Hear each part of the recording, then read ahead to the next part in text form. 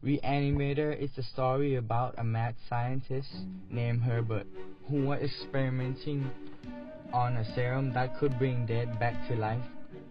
But somehow his experiment was causing too much damage and wasting too much budget from his old university. And at last, he got expelled from his old university. But somehow, he was lucky enough that there were still many institutions that were interested in his brilliance. West returned to his experiments once more and continued to complete his serum. This time, West was assisted by a young assistant named Ken, an attentive medical student that was in charge of hospital's mortuary. This allowed West to perfect his research, but he was unsuccessful in his initial attempts. Even though he was able to reanimate dead corpses, they were only thoughtless, violent, and uncontrollable. West and Ken then devised a strategy to inject serum into a dead body that had freshly died. But before they were about to put this plan into motion, some unforeseen accident occurred and his fair experiment escaped his captivity. West and Ken then needed to find a way to contain them all before they wreaked havoc and the entire town, and could hold the duo responsible for this disaster for the long time. The overall score of the production is 4 out of 5 stars.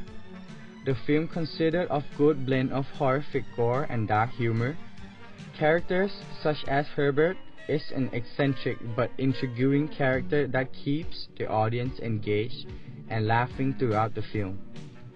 He should be considered an iconic character in this genre, especially the scene where the reanimated corpse ran rapidly and nearly killed Ken. West was ecstatic instead of horrified by the results.